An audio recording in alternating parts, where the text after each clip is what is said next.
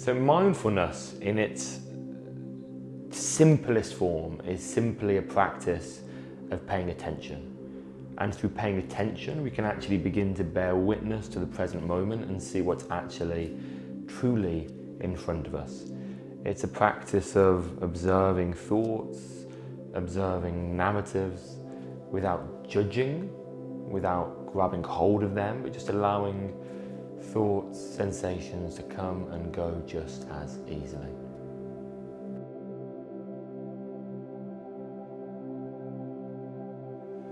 So through an intentional mindful practice, we're able to become a little bit more present in our daily lives, to be able to see what's truly happening in front of us. And then in many ways, to be able to interact with the world from a calmer, more stable place.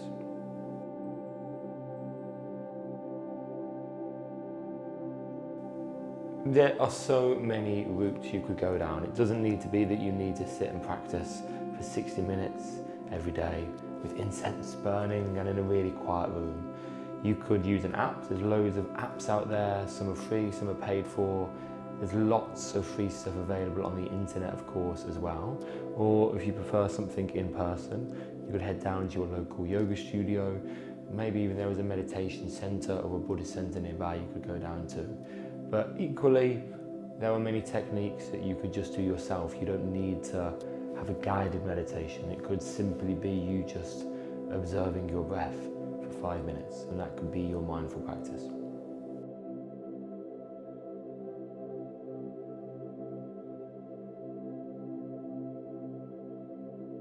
So firstly, I would say try to let go of all expectations. Okay, some people really expect to be able to just sit perfectly still for 10 minutes without any thoughts coming inside their head and end their practice feeling pure, feeling alive, feeling awake and in love with the world. Realistically, that's probably not going to happen. Your mind will wander and it will keep wandering. But if your mind wanders 60 times in a 5-minute practice, fine, as long as you bring it back 60 times. So that's my biggest tip, I think. Lower expectations of what the practice might do for you in the short term. Lower expectations of how easy you think the practice might be, because your mind won't be used to being still. And actually don't put too much pressure on yourself by making yourself sit for 60 minutes or half an hour initially. That's a little bit too much. Be very gradual, give yourself time. Saying that, if you're a beginner and you meditate for just 5 minutes each day for a month, I really do believe you will feel a pretty profound impact from those 5 minutes of practice.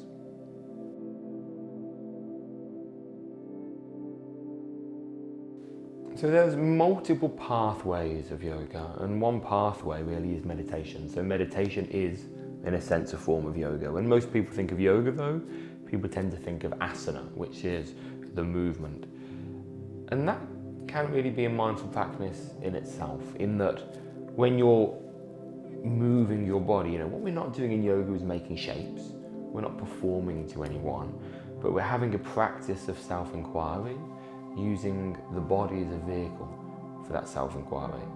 And by spending 60 minutes really observing the sensations of what's happening in your body and with your breath in that moment, you become more centered in that present moment, which is what we're trying to do, is bear witness to the present moment.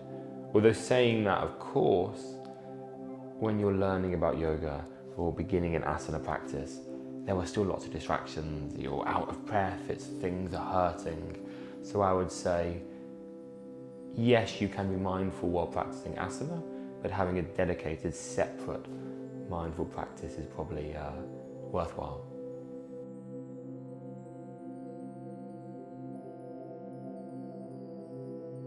There are so many things you could do, but one that I love that is so simple is a focus on the breath, a mindfulness of breathing. But you sit nice and tall, nice and alert. You can use a chair, you can use a wall.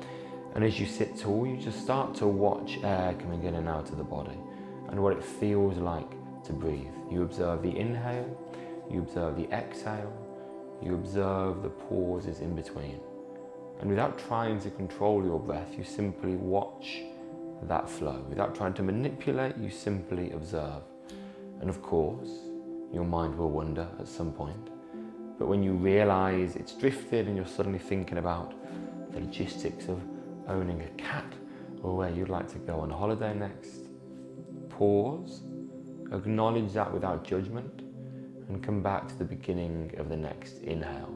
And actually that's a really good place to come back to always in life, I think, the beginning of the next inhale. When things get too much, when you feel overwhelmed, just pause, watch the next inhale, and that can be a really nice way to center yourself.